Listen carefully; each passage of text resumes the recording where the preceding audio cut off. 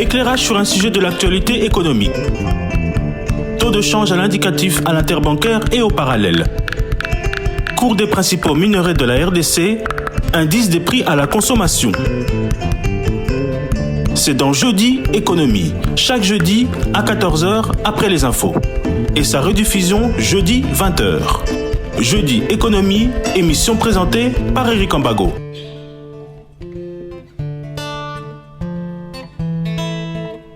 Bonjour chers auditeurs, bienvenue à votre magazine hebdomadaire Jeudi Économie. Vous connaissez les rubriques, taux de change à l'indicatif à l'interbancaire et au parallèle. Vous aurez le cours des principales matières d'exportation du pays, le panier de la ménagère et un invité pour commenter un sujet de l'actualité économique. Commençons par le taux de change. Béro Matonda, bonjour. Bonjour Eric Ambago. Quelle est la parité aujourd'hui franc-congolais principale devise étrangère? La parité franc-congolais principale devise étrangère à l'indicatif se présente comme suit. $1 américain vaut 2564,6965 francs congolais. 1 euro équivaut à 2730,2881 francs congolais. Un franc CFA égale à 4,1623 francs congolais. Et un rand sud-africain vaut 134,2302 francs congolais. Au marché parallèle, Eric, $1 américain équivaut à 2580 francs congolais. 1 euro vaut 2587 francs congolais et un franc CFA vaut 3,5 francs congolais. Et quel est le cours des principales matières d'exportation du pays? Voici le cours des matières premières. La tonne du cuivre a enregistré une hausse. Elle coûte $7 900,25 américains contre $7 846,40 américains la semaine dernière. Le coût de la tonne du cobalt a bougé, Eric. Il coûte $32 980 américains contre $32 975 américains. L'once d'or est vendue à partir de $1980,50 américains contre $1950,30 américains la semaine passée. Le baril du pétrole revient à $85,23 américains contre $87,31 américains il y a une semaine. Eric, une tonne de cacao est vendue à partir de $3,729 américains contre $3,635 américains la semaine dernière. Merci Béro Matanda, on vous retrouve avant la fin de l'émission pour le panier de la ménagère. Dans le sous-sol de la province de l'Ituri, l'or figure en bonne position, mais ce minerai peut être considéré comme le nerf de la guerre. Comment inverser la tendance? On en parle avec un notable de la province, ancien candidat gouverneur, monsieur Samia Doubango, bonjour. Oui, bonjour, monsieur Eric Ambago. Est-ce que les réserves en or de la province de l'Ituri sont importantes? Oui, merci beaucoup pour votre question. Je pense que la réserve en or en Ituri est d'une importance très capitale. Cette réserve, pour votre information, est très bien certifiée et on parle même d'une réserve minière à la hauteur de 450 000 tonnes. En voyant cette quantité, certes, ça peut attirer l'attention de beaucoup de ceux de mauvaise foi qui peuvent chercher l'exploitation pour leurs intérêts privés, d'une part, et d'autre part pour ceux-là qui ont de bonnes volontés d'aider la population, le peuple congolais, pour les terrains de la République. Alors où est-ce qu'on trouve en grande partie cet or dans la province? Comment elle est repartie? Vous savez, il y a Ndjougou avec la partie de Mungwalu, Nizi, il y en a là de l'autre côté. Mambasa, il y en a autant. Et puis, si je prends le cas des réserve minière d'Nzanikodo à territoire de Mag et à chefferie des Alours d'Ouganda, c'est chez moi parce que la chefferie des Alours d'Ouganda c'est une chefferie coutumière. Celui qui a la tête de cette chefferie, c'est la femme de mon grand frère. Autant de réserves d'or, pourquoi l'exploitation n'est pas développée? Je pense que si l'or de l'Ituri n'est pas exploité, c'est d'abord à cause des tireurs de ficelles, de mains noires, qui ne veulent pas qu'il y ait la paix dans cette partie de la province.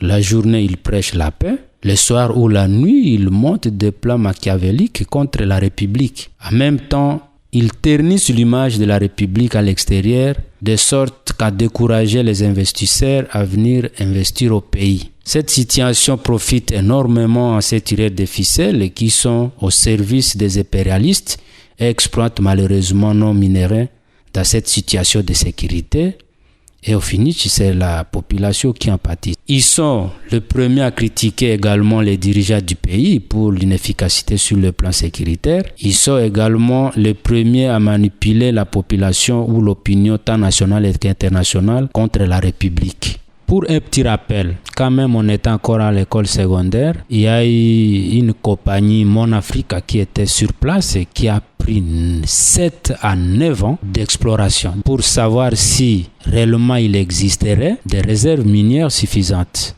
Et c'était confirmé et certifié. Malheureusement, apparemment, cette compagnie Mon Africa n'avait pas assez de moyens pour mettre et exploiter d'une façon industrielle cette réserve. Arrivé un certain temps, là, je suis à l'Assemblée nationale et on va commencer à parler tout autour de ces carrés miniers. Mon Africa qui vient.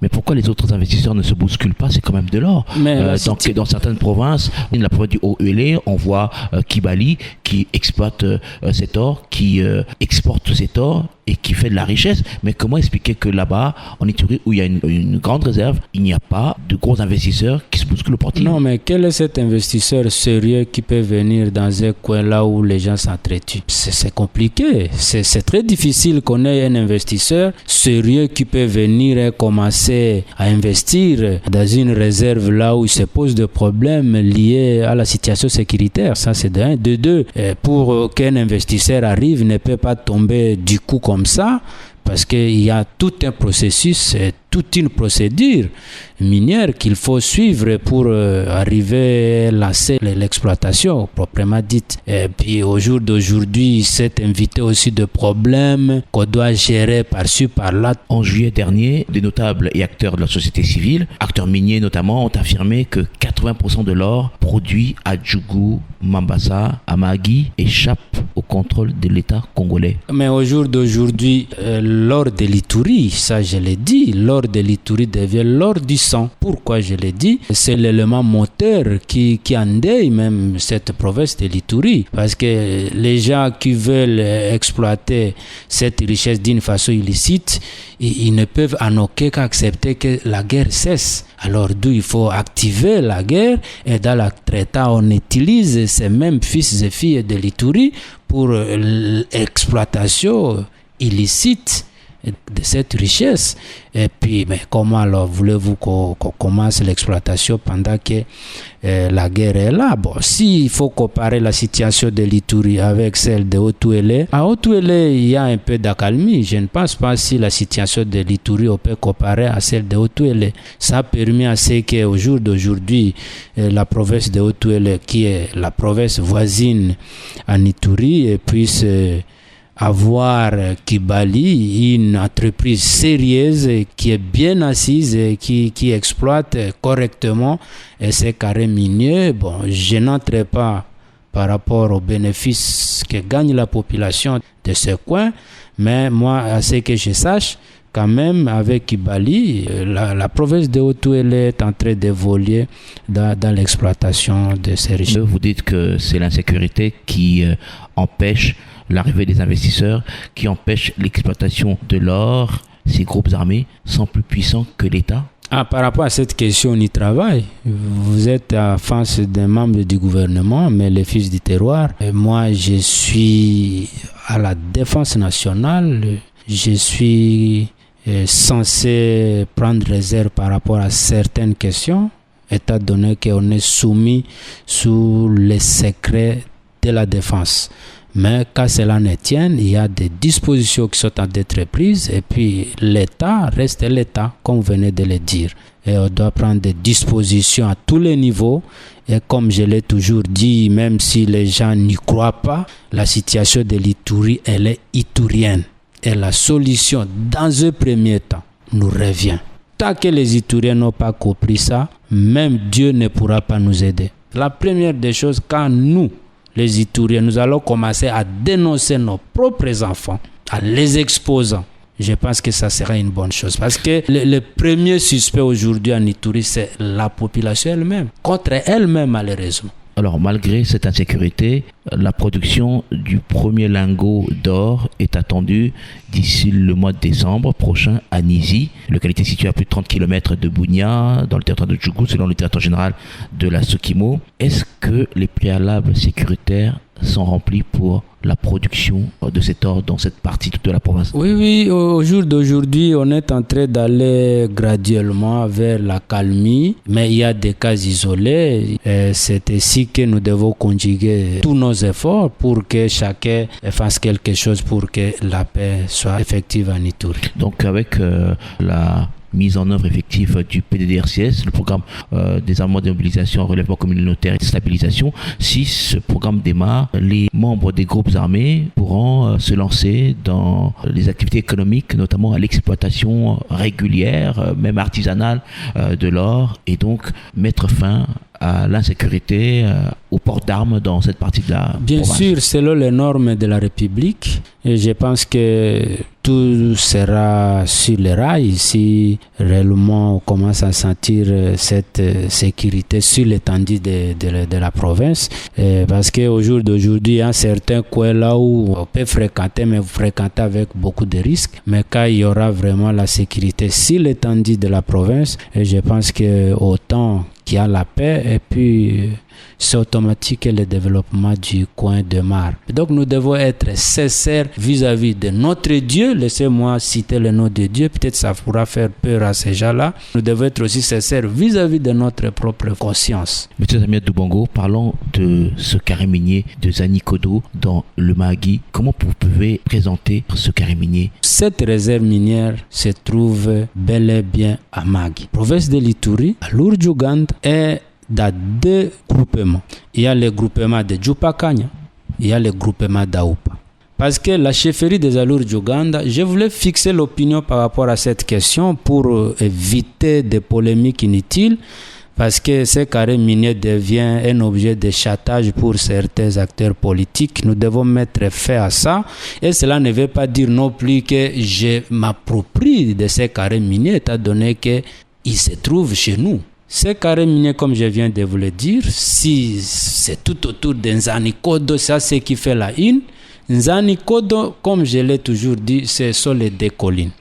Les deux collines, chacune de ces collines se trouve dans un groupement et dans un village. Kodo, c'est une grande colline, chefferie des Alours d'Uganda, mais du côté de Averesunda, qui est un village, mais dans un groupement qu'on appelle Aoupa. Maintenant, Nzani, ça se trouve dans un groupement de Djupakanya, mais dans un village appelé Gombiri. Maintenant, ce sont les deux collines qui constituent cette réserve minière qu'on appelle Nzani Kodo. Et quand vous allez voir, s'il faut décider coutumièrement, tous les ancêtres de ce village de Gombiri vont parler des réserves minières de leur colline qu'on appelle Nzani. Et s'il faut décider si la réserve minière qui se trouve dans la colline de Kodo, et là il y a un village qu'on appelle Averesunda, mais beaucoup plus un groupe de ces ancêtres ou de ces vieux qui sont ici d'un clan qu'on appelle Vora. Ce sont ces clans-là qui peuvent décider coutumièrement sur cette réserve minière. J'ai dit coutumièrement parce que l'État congolais ne marche pas sur les droits coutumiers de peuple congolais. Le code minier, lui, organise la gestion, l'exploitation des minerais dans une contrée, dans un groupement, dans une chefferie. Tout à fait. Ça se passe comme ça. Méfiez-vous, messieurs les journalistes, ces histoires sont des histoires mystiques. Mystique. Ces ancêtres, ils peuvent décider sur un carré, vous pouvez parler de tas de tonnes, mais quand il ne faut pas leurs hécatations, leurs affaires mystiques, vous n'allez plus voir cet or-là. Moi, je suis chrétien, mais la force ancestrale existe. Et là, je prends la peau d'un fils de chef coutumier, parce que le chef de chefferie des Alours d'Uganda, mais c'est l'enfant de mon grand frère. Et moi, je suis son père. Et moi, je sais, quand il est dans sa casquette, dans sa peau d'un chef coutumier, ce qui se passe, c'est hautement mystique. Et moi-même, je ne peux pas envier être chef coutumier. Pour être chef coutumier, il faut accepter d'être dans ce monde-là. Les droits coutumiers, bel et bien, existent. et nous ne pouvons pas nous en écarter. Mais les gens ont quand même acheté des carrés miniers dans cette zone. Oui, il y a des Congolais qui ont acheté. Bien sûr, ils ont aussi ces droits-là. Et cela ne veut pas dire que vous puissiez maintenant le prendre comme si c'était votre patrimoine privé et que personne ne peut en parler. Moi, je voulais parler un peu de ces carrés miniers. Ça n'appartient pas à l'ancien président de la CENI.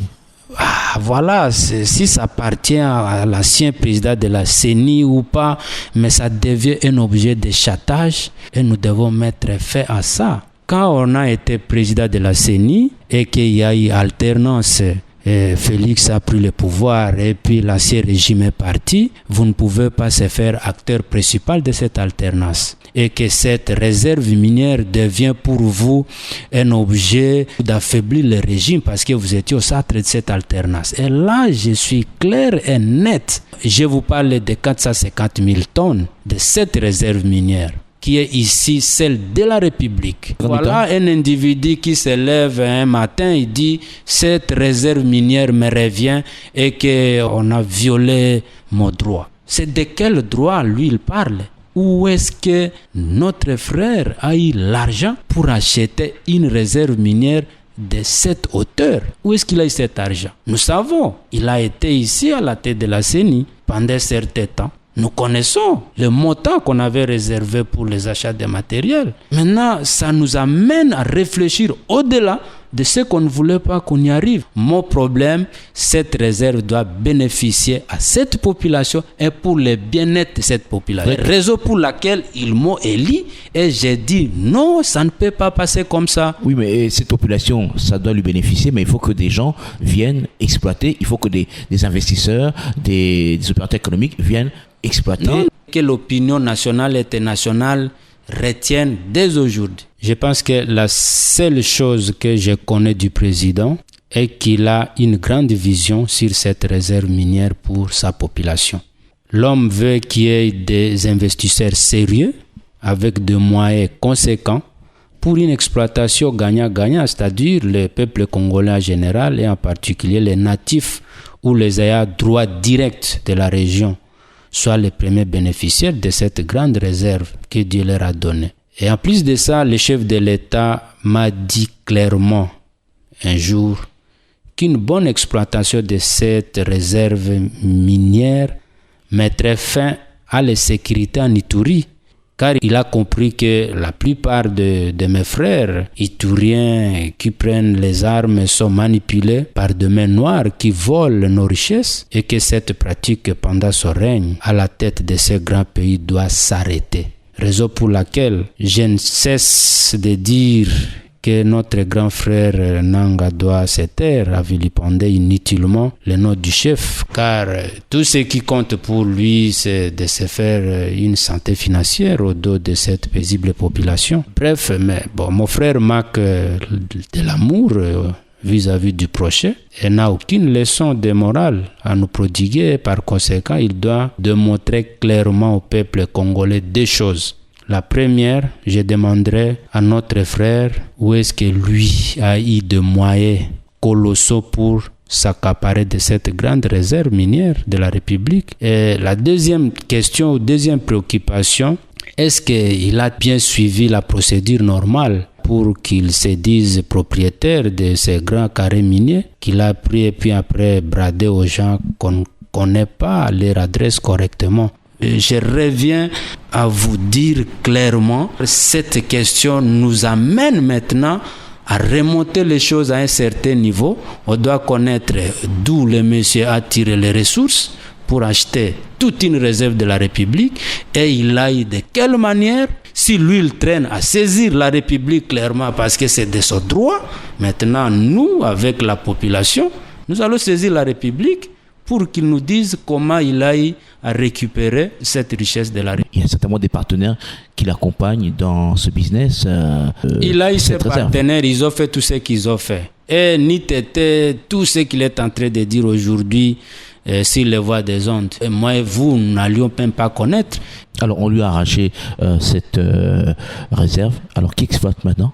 Si on lui a arraché, il n'a jamais saisi la justice par rapport à ça. Il ne saisit que la justice médiatique. Il n'a jamais saisi la justice. j'ai le courage de saisir clairement et nettement la justice. Et tu sais pourquoi il n'en veut pas? Parce que la République va lui demander où est-ce qu'il a eu le moyen pour qu'il achète cette réserve. Je reviens en tant que député représentant du peuple.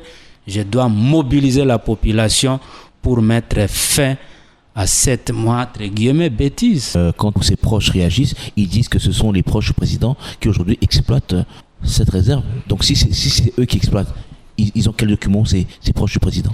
Les proches du président, c'est à lui de le dire. Pourquoi il ne le dit pas? Si c'est proche du président et qu'ils étaient dans le coup avec lui, Nanga, il le dira aujourd'hui.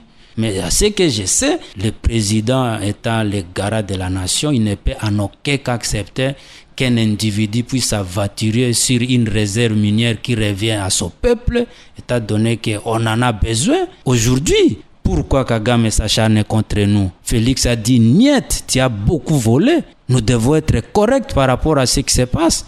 Il tourne le dos pour lui, il fallait tuer, endeuiller la population du président de la République pour exploiter d'une façon illicite cette réserve de Nord Kivu. C'est fini. Aujourd'hui, on ne parle pas du Rwanda comme le plus grand producteur de mines de l'Est. C'est fini. Et voilà, à contrepartie, Kagame prend les armes contre la République. Et aussi un individu pour l'espace grand oriental, en particulier de l'Ituri, il se tape la poitrine que c'est sa réserve. Mais allez-y, il n'est pas différent de Kagame. Parce que c'est le même mode opératoire. De l'autre côté, Kagame prend les armes. De ce côté, lui, il a pris l'argent pour hypothéquer toute une réserve qui revient à la République.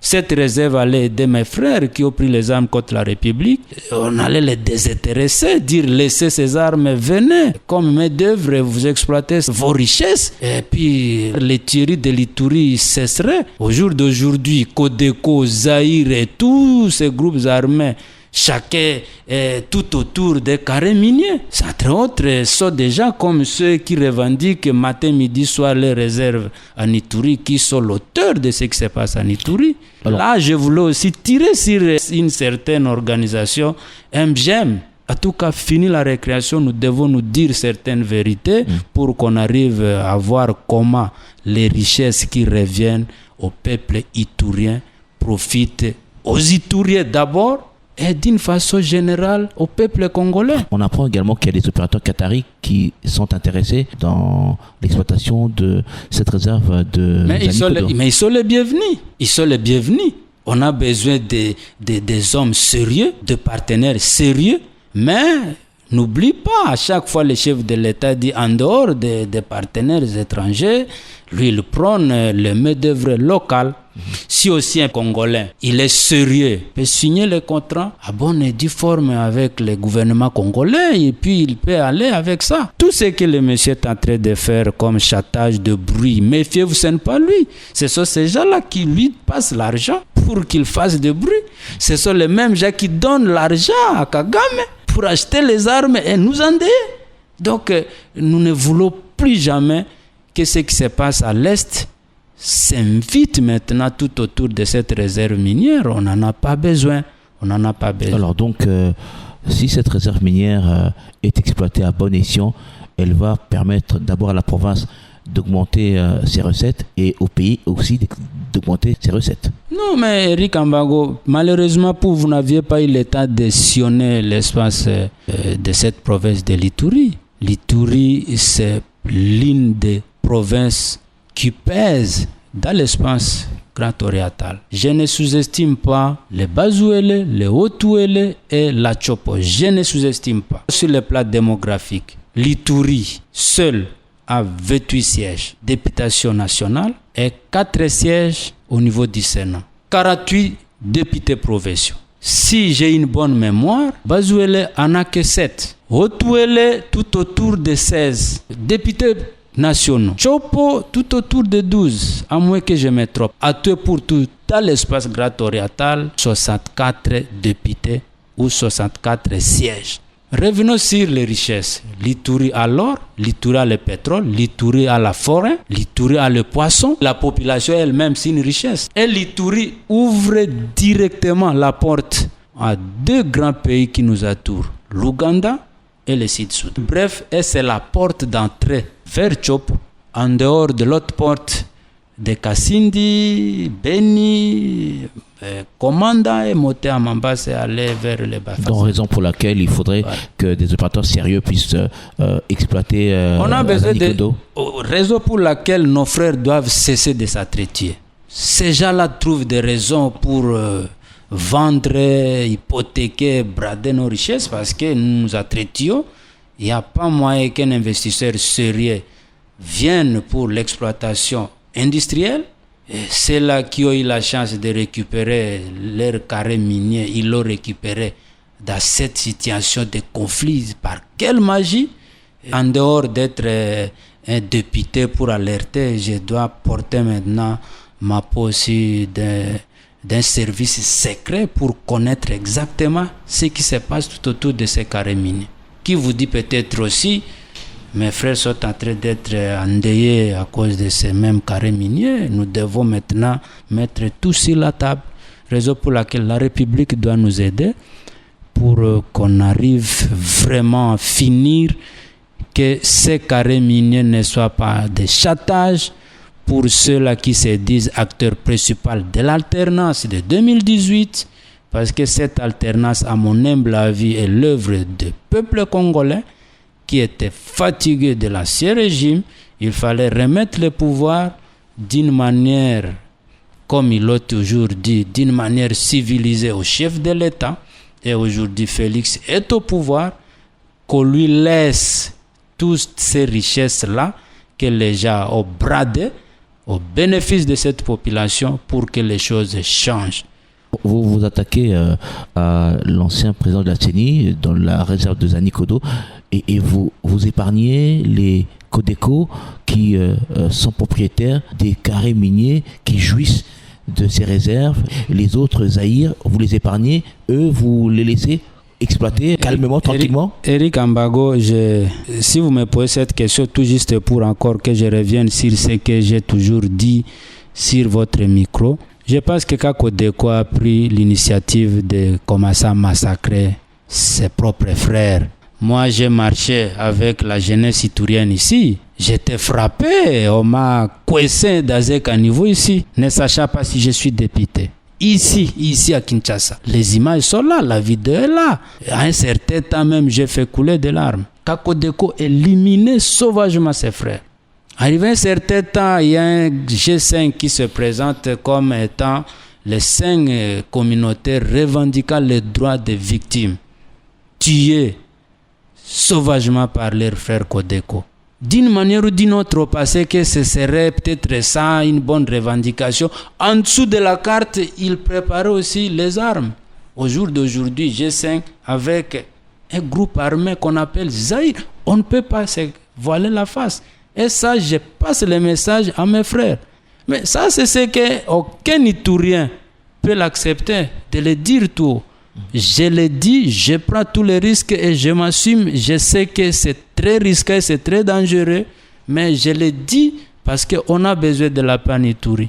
Je ne peux pas dire la journée que je suis contre ceux-là qui endeuillent l'Ituri et le soir que je suis pour ceux-là qui endeuillent l'Ituri. Je resterai là.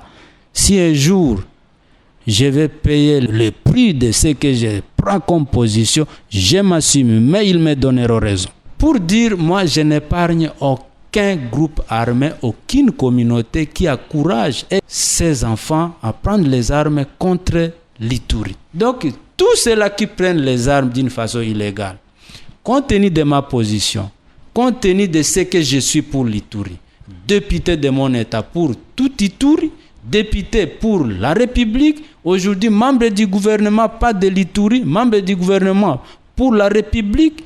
Que voulez-vous que je rentre à un niveau là où je dois encourager ce qui se passe en Ituri? Il n'en est pas question. Je venais de vous le dire. Codeco prend un carré minier, là il s'est fait propriétaire avec des gens qui peuvent avoir des bénéfices autour de ça. Et au jour d'aujourd'hui, Zaïre, autant, c'est ce que je venais de vous le dire, l'or de l'Ituri devient maintenant l'or du sang. Parce que quand ils exploitent, ça passe là où ça passe, et à contrepartie, il y a de l'argent. ou les matériels militaires qui des viennent armes encore pour les renforcer.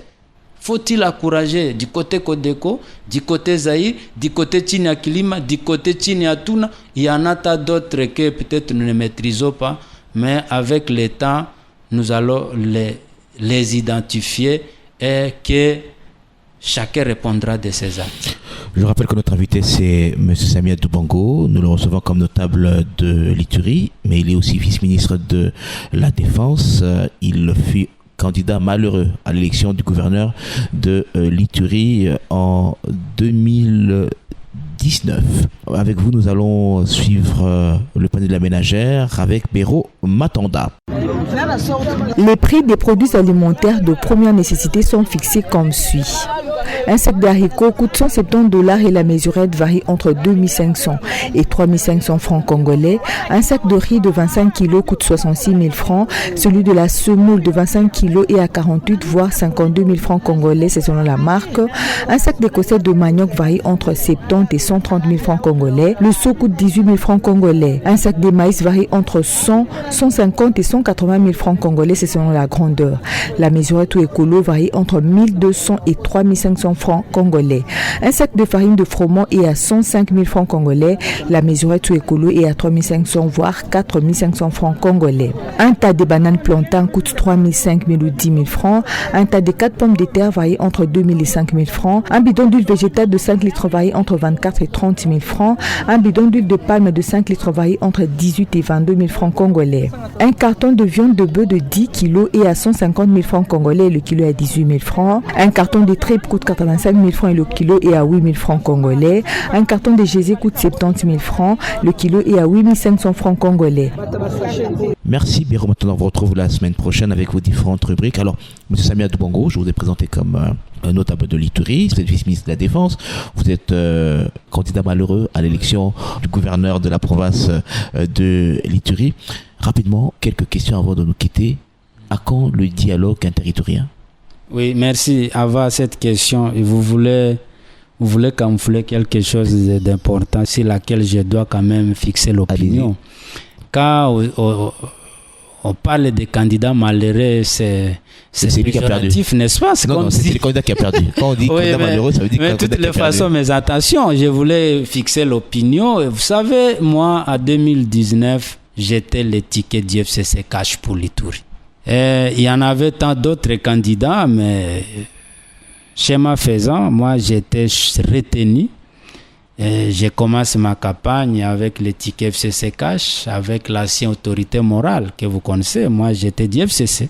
Joseph Kabila. Ah oui, bien sûr, mais à ma grande surprise, ce même ticket sera racheté par ceux-là qui me l'ont donné. Donc autrement dit, le même FCC qui m'avait donné le pouvoir va s'organiser avec les hommes politiques aussi de la même province pour aller m'arracher ces tickets. Il y a un candidat indépendant qui a surgi. Oui, à qui moi j'étais candidat malheureux, mais j'étais le meilleur perdant. 20 voix, pendant que Jaba Manissa, lui, il a été élu avec 23 voix. Et on devrait aller au deuxième tour. Mais il y a eu des accords politiques. Mais vous avez dû retirer votre candidature? Mais non, mais oui, sportivement, parce que moi, j'étais déjà affaibli. À quand le dialogue interterritorien? Le dialogue, c'est lié à certaines contraintes, mais le dialogue interterritorien est bel et bien là et nous devons y aller. Parce que c'est dans ce dialogue que nous allons nous dire certaines vérités, mais il semblerait que ceux-là qui savent, peut-être ce dialogue sera l'ouverture d'une boîte à Pandore pour connaître qui fait quoi dans les tueries, dans les sécurités de l'Ituri. Ils ne sont pas prêts pour ce dialogue, mais ils finiront par y aller. Ça peut avoir lieu avant la campagne électorale, le dialogue? Ce serait déjà, il y a eu des petites contraintes, mais bientôt, en tout cas, le dialogue aura lieu, à moins qu'il y ait une contrainte majeure, mais nous devons dialoguer avant d'aller aux élections. C'est vraiment très important. Vous avez été accusé, en collaboration avec le gouvernement militaire, d'avoir contribué à l'arrestation du chef de G5. Oui, c'était faux fiat. C'est par rapport à ma prise de position contre tout homme qui endeuille l'Ituri, qu'il soit des communautés victimes et des communautés dont leurs fils avaient déjà pris les armes contre l'Ituri. Si le leader de G5 est en train de comparaître, malheureusement, c'est aussi mon frère, c'est lié à ce que la justice congolaise lui reproche. Moi, à quelle qualité je peux manipuler la justice congolaise? Nulle part.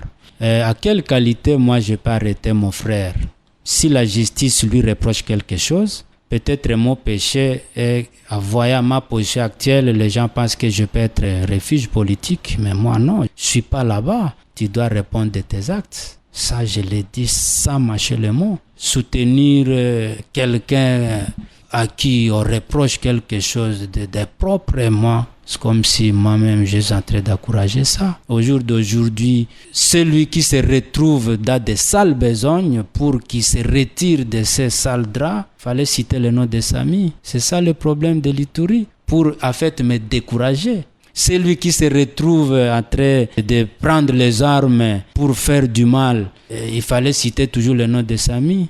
Que ce soit du côté de Codeco, que ce soit du côté de Zaïre. Mais dans la plupart des cas, et au jour d'aujourd'hui, beaucoup plus, ce sont du côté de G5 et qu'on est en train de faire de bruit autour de moi. C'est tout simplement par rapport à ma prise de position ferme, une déception de leur part de voir ma position actuelle et que je serai salutaire pour les épauler afin de faire face au Codeco. Mais moi, j'ai dit non, que ce soit du côté de Zaïre, que ce soit du côté de Codeco. Tous sont nos frères. Je refuse avec la toute dernière énergie de faire verser le sang du peuple iturien.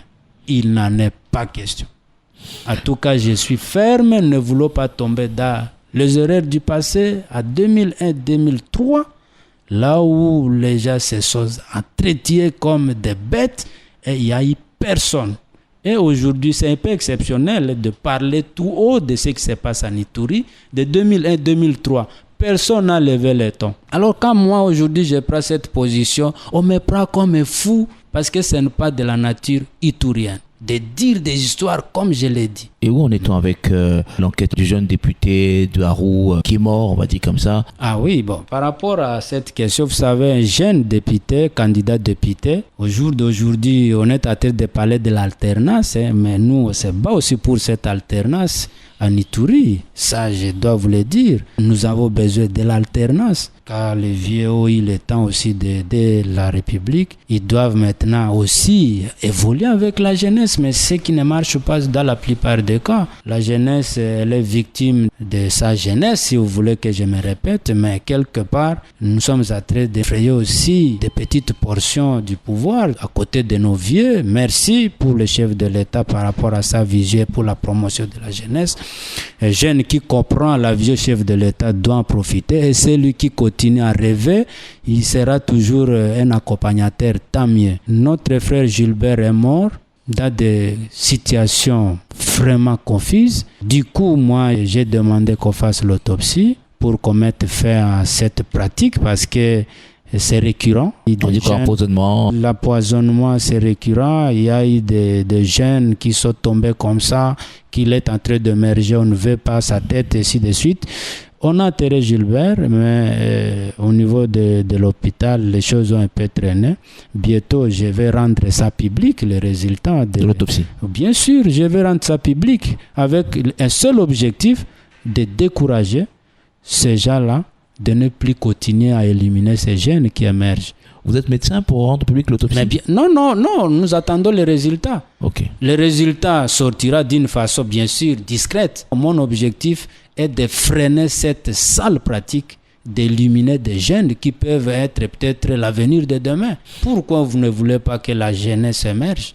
On a besoin de cette jeunesse pour prendre les bateaux de commandement pour demain. Si mon père m'avait éliminé, papa est mort. Je ne serais pas là où je suis pour la République. Le fait que le papa m'a gardé, il m'a fait étudier. Et au jour d'aujourd'hui, la population m'a élu comme député et le chef de l'État, que je serve la République en étant membre du gouvernement. Et voilà, c'est ce qu'on attend. Même de ces vieux. On est bon et on va continuer avec nos vieux qui sont des vieux modèles. Vous êtes candidat député national? Bien sûr, moi je suis candidat député national. Candidat député provincial aussi? Non, je n'en ai pas besoin. Il y a d'autres qui peuvent aussi prendre ce poste-là. Plus tard, peut-être candidat gouverneur aussi? Parce qu'en vous entendant ici, ça vous a choqué, votre défaite en 2019? Non, ça ne m'a pas choqué. D'ailleurs, au contraire, ça m'a donné beaucoup d'énergie. Mais bon, ce n'est pas le moment. Hein. Moi, je ne sais pas s'il faut parler de candidat gouverneur pour l'instant. Pour l'instant, ce sont les députés nationaux et provinciaux qui vont aux élections. Des candidats président de la République, on se limite là. Merci, Monsieur Samy Adoubango. Je rappelle que vous êtes notable de la province de l'Ituri. C'est en cette qualité que nous vous avons reçu. Vous êtes aussi vice-ministre de la Défense. Vous étiez candidat à l'élection de gouverneur de l'Ituri en 2019. Merci d'avoir répondu à l'invitation de Jeudi Économie. Ça fait longtemps, depuis que vous êtes à la Défense. Vous ne parlez pas beaucoup. Hein. Il faut connaître la sensibilité du ministère. Ici, dans ce ministère, il y a deux chose importante que je viens de retenir. On était au transport, on était aux affaires étrangères. Ici, il y a deux choses. Il y a tout est sensible et tout est urgent. Il y a la sensibilité et l'urgence. Je voulais à passant reconnaître aussi l'homme avec qui j'évolue aujourd'hui. Vraiment, c'était un grand bosseur. Jean-Pierre Tu es son ami si tu es grand travailleur. Tu es son ennemi si tu n'es pas un grand travailleur. Nous quittons ici à 22h. Moi, je quitte, je le laisse et je rentre. Il quitte vers 23h, vers minuit, compte tenu aussi de la situation que traverse le pays. Donc, bref, Dieu a fait de moi une grâce exceptionnelle d'être vice-ministre à la vice-primature de la Défense à compter des grands hommes qui fut vice-président de ce pays. J'ai toujours dit à Blaga, je ne suis pas comme d'autres vice-ministres. Moi, je dois avoir une place à part entière. C'est une façon de blaguer, mais j'ai une chance exceptionnelle d'avoir un monsieur qui est vraiment un homme d'État, un homme avec beaucoup d'élégance politique, un homme qui connaît ce qu'il fait. Merci, Monsieur Samy Adoubango. Je rappelle que vous êtes notable de la province de l'Ituri. Merci d'avoir répondu une fois de plus à l'invitation de Jeudi Économie. Nous espérons que nous aurons l'occasion de vous avoir encore pour parler d'autres questions à caractère économique liées à votre province. Merci beaucoup, je suis ouvert. Je suis ouvert pour tout ce qui peut amener la paix et tout ce qui peut éclairer l'opinion des gens qui ne comprennent pas ce qui se passe en Ituri. Et surtout vous, votre accompagnement, ça nous aide à nous exprimer en tant que des patriotes pour l'intérêt et le bien-être de ces pays. Merci Miguel Mena, le réalisateur. Merci à vous, chers auditeurs. Vous pourrez suivre cette émission sur notre page Facebook, émission Jeudi Économie avec Eric Ambago. À très bientôt. Top